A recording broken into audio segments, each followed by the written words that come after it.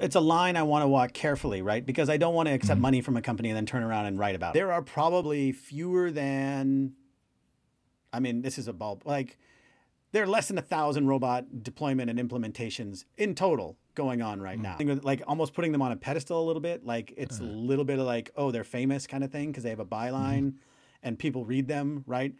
Hi guys, it's Glenn here from Alberts. Welcome back at Beyond the Blend episode 4. A podcast with real talk on tech startups. Welcome. It is Tuesday morning before this goes live, 8 a.m. I'm checking in here from Germany with my parents-in-law. I've been checking the numbers on the YouTube video of the previous episode and oh my God, 1,500 views. This is insane. Sebastian and I have the idea that we're actually just getting started, but it's super nice to see all the support. Thank you very much for all the views. We hope that the next episodes will be just as interesting and that you stay tuned. If you could do us one favor, please click the subscribe button below here on YouTube. If you're checking in from the audio, you can find us at Alberts Living on YouTube. Check the subscribe button. We need 1,000 subscribers to be monetized on YouTube. So that's our goal. So please help us. Thank you very much. Where LinkedIn is a never-ending Ibiza, honeymoon, or wedding type of success news story, we try to make a balanced view on startups and open our doors in this video podcast. Something popped in my mind last week actually. Real diamonds are recognized by their imperfections. Indeed, let that sink in. I thought about it, so think about it. As always, I'm jumping in with a quick intro here. As I said, 8 a.m. here now in the morning on Tuesday. Today we have an absolute legend on the podcast. His name is Chris Albrecht. Who is Chris? Chris is the editor, or was the editor-in-chief of The Spoon, the biggest media platform for food tech startups and ventures. Today he is founder and owner. He's Mr. Everything at OttOmate. OttOmate is a news platform. You can find it on ottomate.news. It was a lovely conversation with Chris. Of course, he's an expert in marketing, but still he's a lovely person as well. We've been talking about his journey through the world of communication. Secondly, he shared with us his view on the current food robotics market. And lastly, but very importantly, he gave us the secret sauce for food robotics success. So tune in till the end to get that secret sauce message. But as always, before we get started, I quickly tune in here with a 5-minute intro and updates on Alberts. Let's go. Update 1, ingredients. This is a huge update for us. We've onboarded Robin in our team after his career switched from Danone to Alberts. Robin has been working with us on food and quality since the last 2 months. He promised me, before I go on holidays, I will finalize the full supply chain. And guess what? He's on holidays, and he did. Honestly, many of these things were very hard to balance for us. You have to make so many choices. Which plastic do you use? Do you go bio? Do you not go bio? Which suppliers? Which supply chain will we be using? Where will we be storing? What cardboard? What size of boxes? How many boxes on a pallet? How many bags in a box? How big are your bags? And I can keep on going for a while. I feel now that we've really balanced all these questions for our current state of the company very well. The first 15 tons are ordered, and now we'll go through the supply chain, which was also set up in the last 2 months. So thank you to all the partners. Thank you to Robin and the whole team. And let's go for ingredients in our new Alberts One, branded Alberts. Last week I did the updates from the Tuco conference. We ended the Tuco conference with a blast. They say if you go, make sure you leave a mark. And oh yes, I think we did that. The last day we've enjoyed a program, an evening program. There was even a Queen impersonator, something like that. It was an amazing evening. We bonded very well with the team of SV365 and Change Please, our 2 partners in the UK. Thank you very much for the Tuco conference to host Alberts and our team. And sorry to the lady I dropped on the dance floor in front of the full Tuco family. That didn't really go according to plan. I'm enjoying a quote-unquote holiday this week. I'm spending time with my family-in-law in the south of Germany. In the morning, I tried to work, and in the afternoon, I tried to play with my daughter in the garden. She turned 2 this weekend, so I had the chance to teach her 2 things. Firstly, the concept of numbers, and secondly, the concept of a birthday. I think she got the concept of a birthday because she got all these presents and attention. The concept of numbers, I still need to work on this week. On a serious note, in a couple of minutes, I will be jumping in our production meeting. It's a weekly meeting we have with the full team that is working on production. Production is my prime focus today. I really try to help as much as I can there because the attention there is really needed and crucial today. A big shout out to Celia, Hans, Sten, Aaron, and everybody at Dekimo who are putting all their efforts in building the machines today. There's still a lot of work to be done, but we're advancing in a very well pace as well. All sub-assemblies are now built for the first time. All of them were tested. We're resolving a bunch of issues that we have with these and with suppliers today. And we hope to get that machine ready still this month because we go for food safety tests, another big milestone. So just when Robin is back from holidays, he will be jumping in those tests. That's it for today. One more thing, the winner of the t-shirt, which we are handing out every week for the next 10 weeks to a person who is commenting or who is leaving a review. This week it goes to Frank Delatin. Yes, Frank, indeed, it's you. We go way back. We know each other from day one of Albert's or almost. I think one day that might be a cool podcast series or episode to do together. But for now, enjoy your t-shirt and everybody check in the description if you want to win a merch t-shirt exclusive for the pod lounge of Albert's. For now, I'm jumping into the meeting. Enjoy the episode with Chris, a legend in food robotics. I hope you all like it. If you're tuning in from the audio on Spotify or iTunes, please check out our YouTube channel, Albert's Living. Give us a subscribe. We love you all. Have a good week and see you next week. Okay. Welcome everybody back at Beyond the Blend. Beyond the Blend is a podcast by Albert, and we are inviting top-level guests in order to learn about their journey. Our mission is to open the doors of our startup and get people inspired for tech startups in general. So today I'm super happy because we have Chris Albrecht with us. Chris is the founder and editor-in-chief, basically the everything at OttOmate. OttOmate is the news platform with regards to food robotics. But Chris, I think your portfolio is way bigger than that and your experience is way bigger to that. So my first question to you, Chris, would be, how are you doing today? How is it going at OttOmate? And what's up with the news today?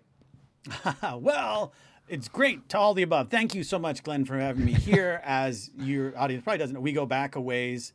And so it's always fun to chat with you. I first wrote about Albert's, I want to say like 2017 or 18. It was a long time ago, back when you just, I don't think you had even deployed your first one yet. No, definitely. I think the first time we have met physically was probably at the Kitchen Summit. Yes. That was in Japan. Yeah. I was happy that I could speak there. Yeah. 2019, yes, exactly, before COVID. And I still remember that, we had a good time there. That was still, at your time, still from The Spoon. Yeah. So I think, Chris, for all the guests that are listening today, I think it would be very interesting to learn how are actually, because we've mentioned The Spoon, we've mentioned OttOmate. These are actually media platforms, let's say, media platforms for a certain niche industry. And my first question to you would be, how do they actually work? Like, how does that work? What is that all about? Well, it depends on the media platform, right? So the publications that I've written for are typically smaller. So what that means is that everybody does a lot of different things. So when I was at The Spoon, when I was editor-in-chief there, I covered a lot of different food tech topics. So I'd be writing about mycoprotein one day, restaurant tech the next day, and then food robotics the next day, right? So it was all sort of a mishmash of things. But it really depends on, there are a lot of things that go into it. So The Spoon was really built as sort of an extension out of the Smart Kitchen Summit, which was sort of the main driver of the business. It was a big food tech conference that they would put on. And then The Spoon, I was brought in to help bulk up the content, because then as we wrote more stories, you could cover more companies that you could then in turn have as guests at your show, where you would make more news and write about it on The Spoon, right? So that's kind of how it worked. Okay. And then when I launched my own publication, OttOmate, it's more of a subscription-based newsletter, right? But I'm the only person. I'm the founder, editor, as you mentioned. I'm the only writer. So that's a bit different. I send out a newsletter a couple of times a week, just saying, hey, here's the news that I think you should pay attention to. Today I wrote about the Bobacino robot because they signed a deal with Boba Guys, a small chain over here. And then Flytrex has expanded. It got FAA approval to expand its delivery radius to 2 nautical miles, which greatly expands the number of people eligible to get drone delivery in Texas and North Carolina. So those are kind of interesting things. So, what I cover now is the automation of the meal journey. And so that can be anything, right? So that could be, at one point I was writing about like agriculture robots, but that's really kind of its own thing. So I moved away from that. Yes. But restaurant robots, smart vending machines like yours, kiosks, robotic vending machines. I write about like autonomous checkout. So like cashierless checkout, because again, that's something that is eliminating sort of manual processes in the workflow, in the way we get our food. And what I think people should know about like media platforms is that I think sometimes there is, and I don't mean this about myself. I want to be clear 100%, but there can be this sort of like almost like if you're dealing with like almost putting them on a pedestal a little bit, like it's a little bit of like, oh, they're famous kind of thing because they have a byline and people read them, right? But at the end of the day, they're just people looking for a story. And as long as you respect their time, then, they're just people. They're not, and again, I'm not referring to myself because I am not famous in any way, shape, or form. You can come and talk to me about anything. I'm not going to care. So I think, that's it. And it's really, what I am trying to do with OttOmate is really focus on a niche, which is this emerging automation in food. And my thesis is like, if I can focus on this, there are enough people around the world who would be interested in it to keep sort of the publication going. Yeah, 100%. But about the famous or not famous, no, but it is true. Like, I still remember when you were editor-in-chief at the Spoon, and also now then as the founder of OttOmate. I mean, it like people look at you guys to read about the industry we are in. So in a way, famous, of course, within a niche, of course, but there, yes, 100%. I mean, I think everybody who has something to say about what they're doing or what they're planning to do or where they want to go, they come to you guys 100% because they want to get that story out there so that all the, let's say, expert market or business market where we are playing in basically is hearing all about it. So what I do underline, let's say, is with the approach you definitely always had it, that was extremely accessible. Like I never felt there was any bridge to reach you or to say, hey, Chris, how's it going? We have this or that coming up, and always also friendly when I said, please don't mention that. Then it was like, okay, we will not, we will not do that. So that I always appreciated. I mean, it loops me a little bit in the thinking. When I check your resume, you have years and years and years of experience within the communication world. Are you calling me old? Is that what you're doing? It was a subtle way. It was a subtle way. It was a subtle way. Experience, would say. But I mean, so I look at that resume, and then within that, let's say, a portfolio of experiences, social media came up. Within that full range of your experience, I see that in a way, I think we can say you went more niche. So I'm just curious to hear, because I don't even know this, like, what's your journey in that? How did you have to move and pivot in order to, let's say, stay relevant or stay more relevant? And then personally, how do you feel your journey always went more niche? What was driving you, let's say? Was that your role in your day-to-day business, or was that more the interests that was driving you, for example? So the through line, my career, I've sort of hopped around quite a bit, but the through line has always been sort of writing or content creation. So whether that was in journalism or in marketing departments, right? Like I was always writing. And I think the other through line is it's always been in technology. I was lucky enough, I live up in the Seattle area.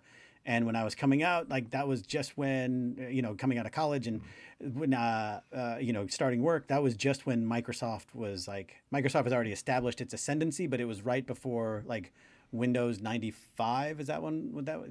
That really changed sort of its interface. And, the internet was just becoming a thing. AOL was signing up a bunch of people, right? So I was lucky enough to stumble into that. Well, actually, I wanted to because I like technology. And so the other theme is just change and technological change. And what having a journalism training and background does is it allows you to be a bit more adaptable. So I could go from, consumer software to video games, to entertainment software, to food technology, because it's always basically the same, right? Which is researching and writing and just knowing and learning like, well, this is a good story.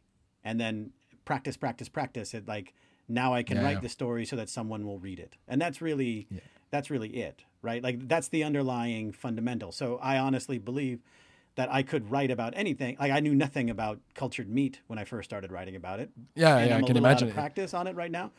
But I could tell you I'm pretty well versed on the subject, and the same with food Yes. robotics, right? Like I could explain the entire market to you right now and the various sectors and how they all work together and sort of the relevant issues. So the other thing is when you are a journalist and you do it all the time is you talk to all these people and write about all these people. So you're able to see the whole thing and go, oh, well, this happened 2 months ago and that's connected to this. And Exactly. this investor is also with this company and this Exactly. strategic partnership. So you're just able to sort of connect. It's not a magic trick. It's just like practice and just being, just looking at it and going like, oh, all these things happened. And I remember because I wrote 500 words about them. Yes, exactly. And that I find fascinating because now basically you founded OttOmate. I find that super brave, firstly, to really just kickstart in such a niche and say, we're going to do this. I'm going to fully focus on it. I also saw that you're now offering consultancy services. And I always wondered actually, why not do that in your position? Because if there is one person who can connect the dots, if there is one person who can literally see through what might work, what might not work, yeah, it has to be you. Like, the full market I will say, in and out.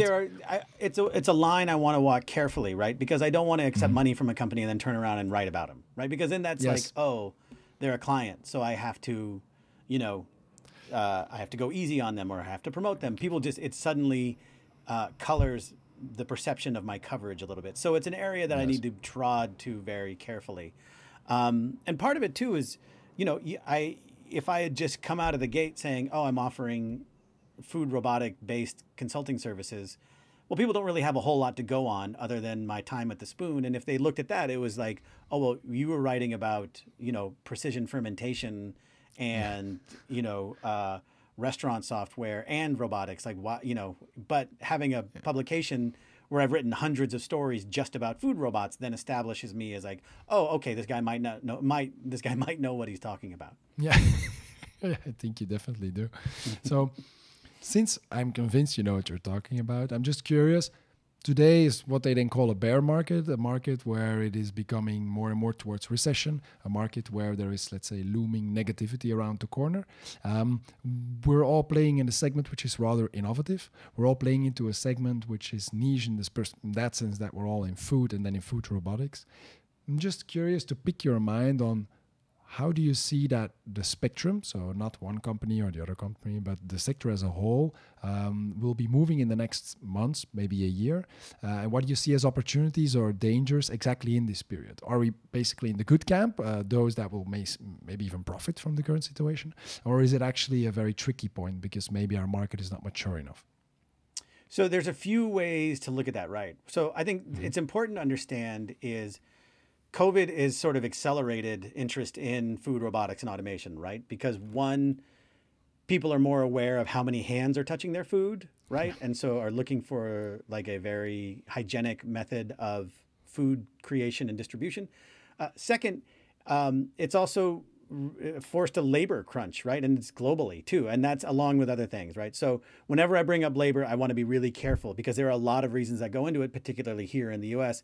And those are ideas around fair pay, how people are treated at work, all kinds of things, right? So I don't want it to be like, oh, look, you can eliminate all these jobs because robots can work around the clock, right? Like and having said that,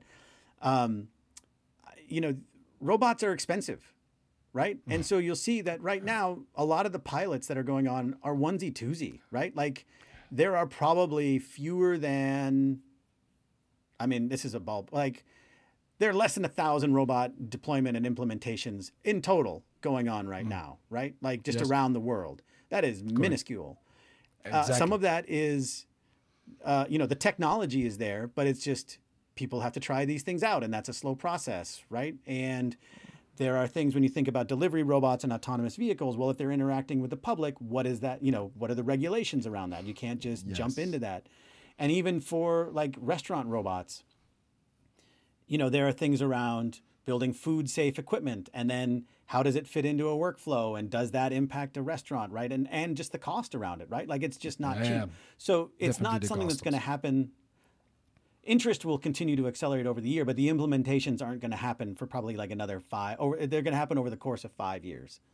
Okay. But that also depends on the sector. Like I think of, not to blow sunshine here, but like I think of something like Albert's, right? Which I think serves a really good need with like a smoothie, right? Like smart vending machines, I think are a really good area to be in because you can set them up at colleges and universities and gas stations and train stations and airports and military bases, places where people are operating 24 hours a day and want some kind of access to food, right? But you can't, like, you could set up a smoothie station at, you know, an airport. I don't know the Belgium airport off the top of my head, right? But you could, Brussels. right. Well, whatever that airport is, right? You don't have to set up, you don't have to build out a store, the Albert's store, right? And you don't have to staff that. So you can have it set up and run it 24 hours a day and just have somebody stocking it every day, right? Like that's sort of the promise. Yes. No, definitely. I think so. I find it always very, it's always very tricky to say, well, are we on that positive side or on that negative side, and how are others, yes or no? But when I look at the market today, I think we don't have to neglect that there are failures, right? I think this week you wrote about McDonald's, who is somehow halting their automation plans or their tests. You wrote recently also about Basil Street, that is up for sale, or I don't know, bankruptcy or up for sale or something in that direction. I've heard that they slurped up more than $100 million to get their pizza robot out. So I don't know if these numbers are correct. It's not $100 million. No, okay, somebody told me. No, I don't think it's $100 million. Like I was surprised myself there.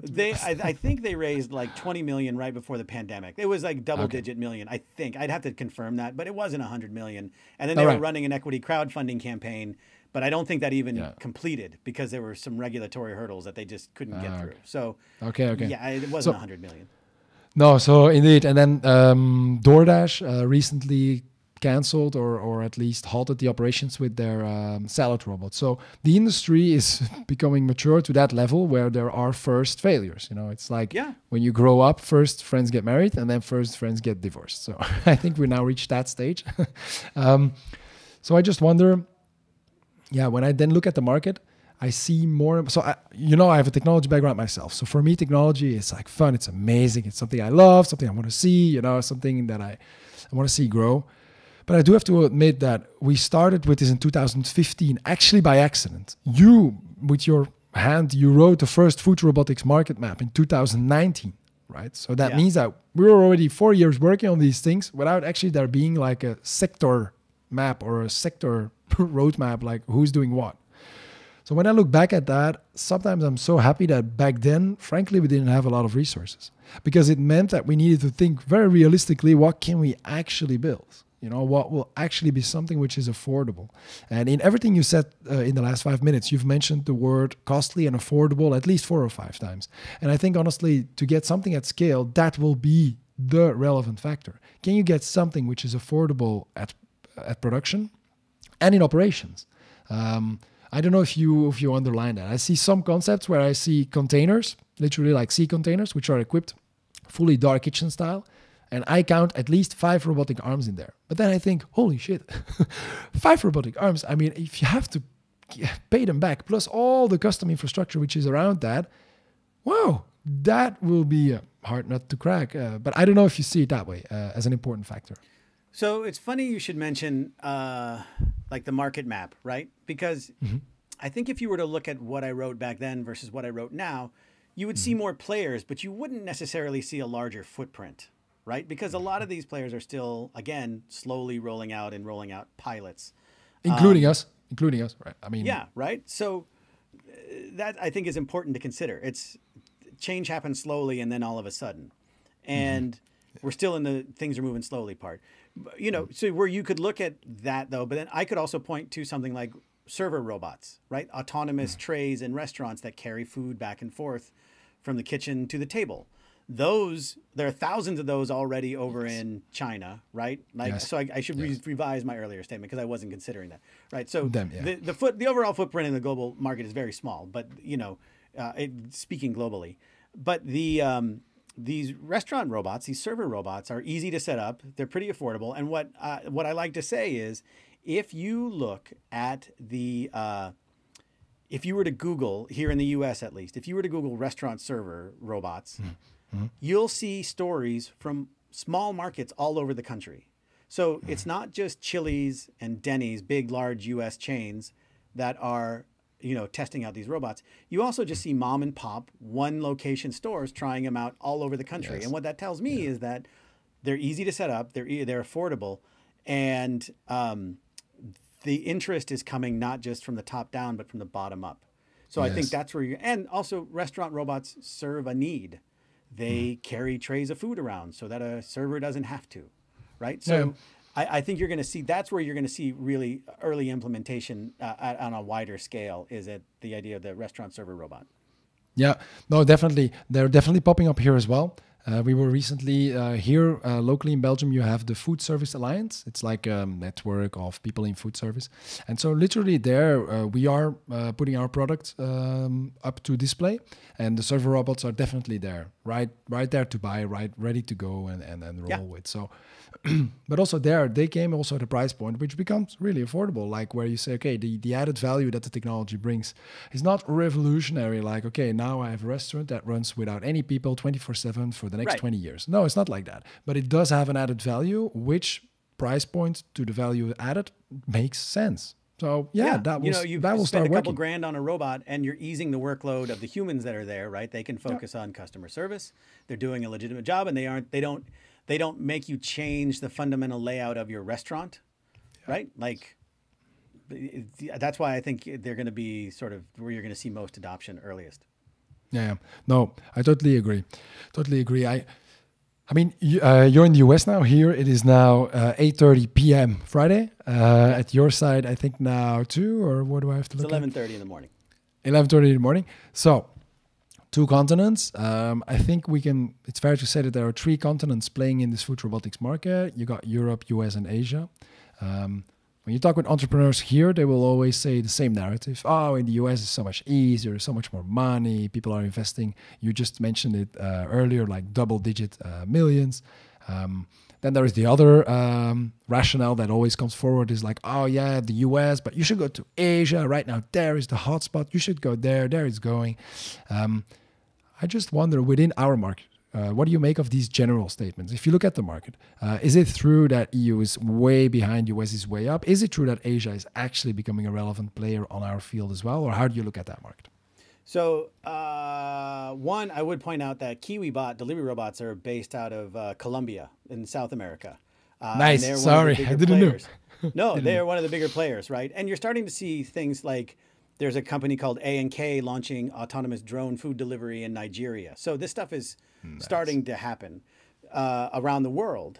There are lots of players that are innovating.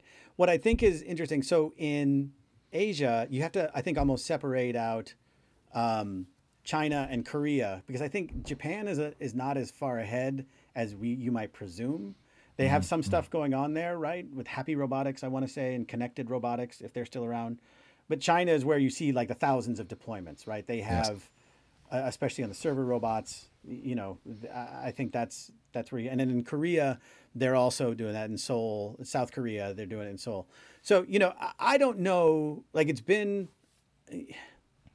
it's tough because in the EU, well, you have to think about it, one, just behaviorally, right? So I don't know how, I assume, so when I interviewed someone a few years ago, and I don't know if this is still the case, in Germany, right? They were like, well, Germans shop for groceries differently. We don't have big stores because we shop like every day. And so we have these, we have smaller stores that we visit. They're not that big, right? So it's a totally different, it's a fundamentally a different model than here in the US where everything is bigger, right? Like it's just different, right? So you have different needs. Yeah. Also, Europe is closer together, right? Like if you think about cities, the major metropolises in Europe, right? Like you have a lot of, it's very walkable. You also have different road architecture that have been around for centuries. You have, narrower sidewalk, like whatever it is, right? Like your infrastructure is different depending on what you're trying to do, right? So it's hard to compare them directly. I had heard for a while, and maybe you can tell me, that like European VCs are just more cautious than US VCs. And that's the narrative. As a narrative, yeah, definitely. So I don't know if that's true. That's what somebody told me years ago, and I don't know if that still holds. I mean, I think so. So we definitely get a lot of support here. We also there's a lot of in Europe. There's a lot of governmental support also for innovative things. So once you start innovating technologically, there are many grants that you can get. We Alberts, we benefited a lot from governmental grants. Most entrepreneurs will be very proud about the VC investment they had, but I always say the first entity, let's say, that beside of ourselves, but the first entity that ever put a signature under Alberts was the Flemish government. Like Flanders is a region here in Belgium. They said, okay, we will give you a grant under the condition that you find investors to match funding. So of course we still had to find that then, but their conditional signature was there before there was almost anything built. So that is definitely very much alive here and very much supported. The VC side, that's what they say. There is more like that they're more careful, more cautious. When I look at, let's say, colleague entrepreneurs from the US side, I do also see more often like double million digits in order to get something started. But I don't know. I was wondering how you saw that. Well, if you look at Starship, just raised 100 million earlier this year, 50 of which was a cash infusion. I think was it 50 million euros from the European Investment Bank, right? Yes. They've got a R&D set up in Estonia, and they're rolling out in Amsterdam and Germany, or they're pulling back in Germany, but England, and Amsterdam, Finland was the other place. You also have Delivers AI, which was out of Turkey and then moved to London. These are all delivery robots, right? Which I think are kind of interesting. Delivery robots are interesting use cases because European cities are so crowded and so walkable, right? So you have a really dense areas that you can get to with a delivery robot. So, we're seeing stuff in Berlin. OttOmate is making an all-in-one robotic kiosk, right? I like that. And then Switzerland has a bunch of robots between F&P Robotics with their Barney, and Smize was one, and then Mia and Noah was another, right? Like, so just in Switzerland, you had like 3 beverage robots being built, which is kind of crazy. And then up in England, you've got Karakuri doing an all-in-one canteen robot. So, there is definitely activity happening. And again, but these are all, again, really on small scale. So no one is like a standout leader right now in terms of global footprint. No. And I think there, if anything might happen there, I think with the earlier question on the down market now, I think what we might see, maybe a little bit unfortunate, but I think what we might see is that IDs that are, and I wonder what you think about it, IDs that are still very far away from a rollout, where it is clear that there will still be a long roadmap technologically in order to get to an affordable and operatable solution. I fear that they might be having a hard time. Is that something you feel as well, or you feel the opposite? Yeah, I think, the global pullback, retrenchment, recession, whatever you want to call it, right, has people reevaluating things. So they're not, there aren't as many customers buying into stuff or wanting to, buy expensive robots or anything right now. I think it's going to be over a longer period that we'll see this adoption. The technology is there.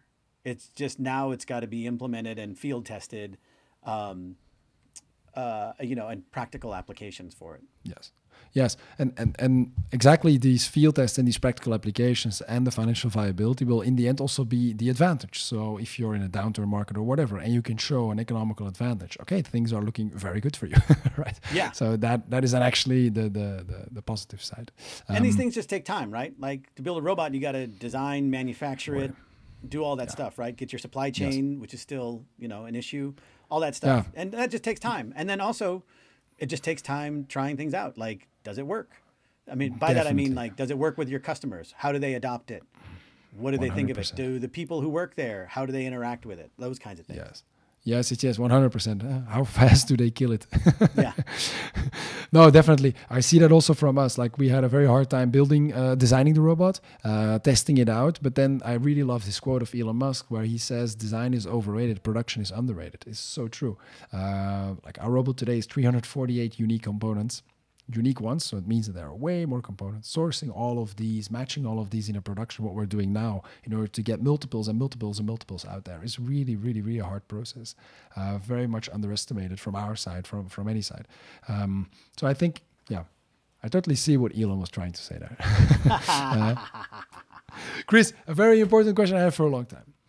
Yeah. Imagine I might want to trick you into starting a food robotics business together. Firstly, did you ever think about that yourself, where you say, yes, actually, I've been dreaming about it or thinking about it or maybe even planning it out? And secondly, which direction would you go? You know, there are so many different robots. You have the fully fledged, fully automated canteens. You have small delivery bots in a restaurant. You have food producing vending machines like ours. You get the aerial robotics. And you have so much stuff.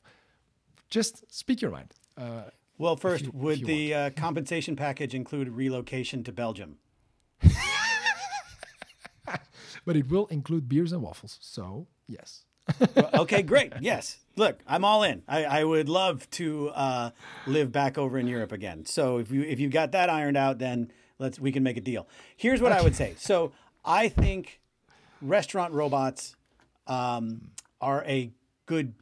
Let me see. I think restaurant robots, the server robots are like I said, we're going to see the most adoption, but I don't think it's going to be necessarily a good business if you're a startup because you have big players in China who are already working at scale, who are just going to drive. It's going to become a race to the bottom in terms of price because they all basically do the same thing, right? Yeah. So as much as I like the technology around delivery robots, there's still a lot of regulation around that.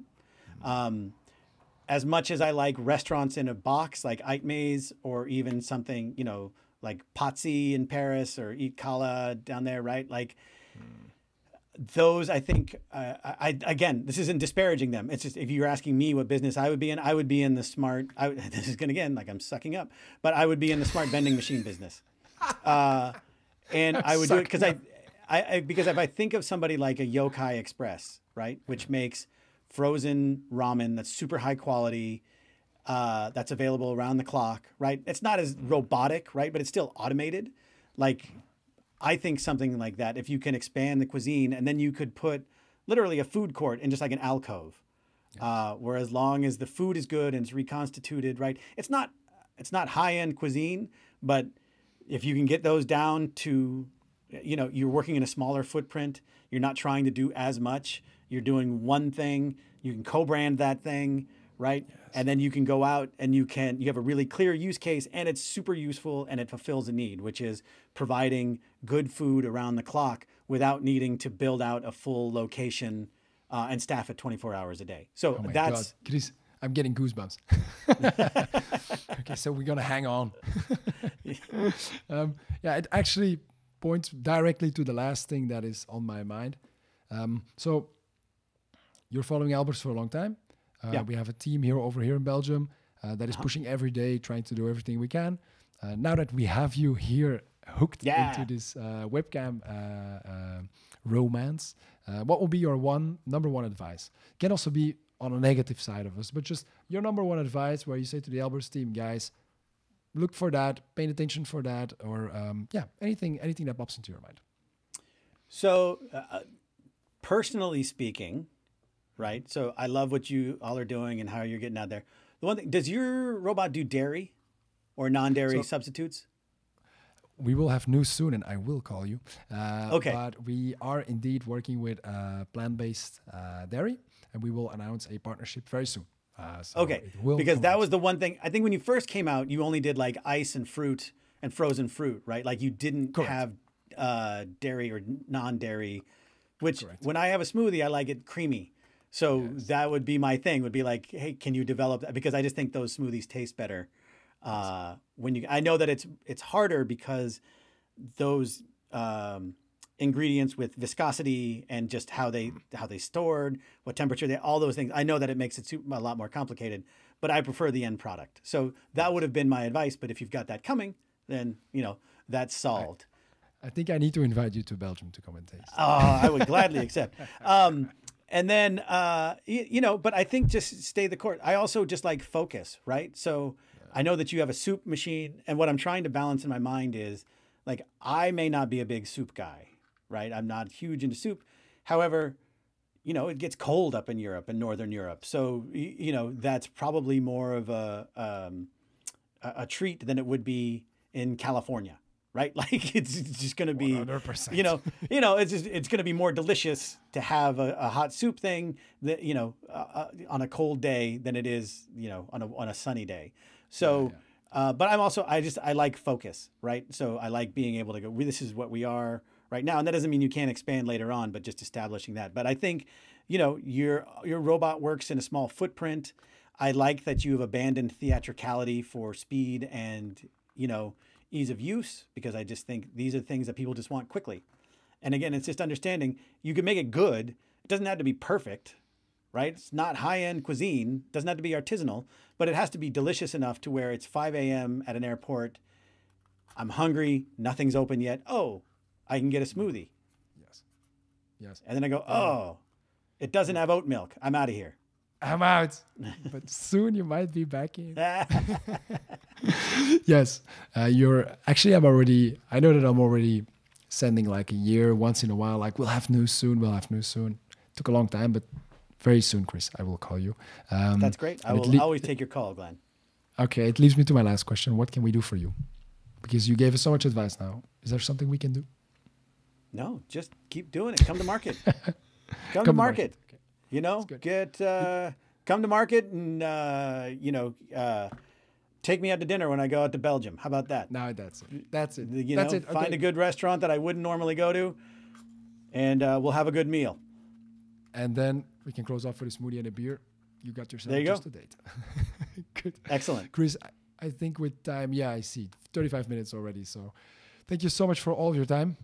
Thank you so much for the efforts of pushing the industry forward, because it might sound cheesy as well from my side, but it is true. It really helps if there's quality output so that investors and any stakeholder can follow what's going on, how mature is this being now. So thank you very much for that. And catch you on the flip side on some of the events, maybe in the future of OttOmate that you'll be hosting. Is that okay? Yeah, people, if they want to find out more, can visit ottomate.news, OTTOMATE.news. And I'm just Chris at CHRIS at ottomate.news. So I love talking food robots. So thank you so much, Glenn. Perfect. We will put all the links also in the description to link towards OttOmate. And again, thank you. I really like this. The podcast is very fresh, but I think this gives some insights which you cannot just find anywhere. So thank you very much on being You're so welcome, sir. And catch you on the flip side, Chris. Thank you. Bye. All right. Bye-bye.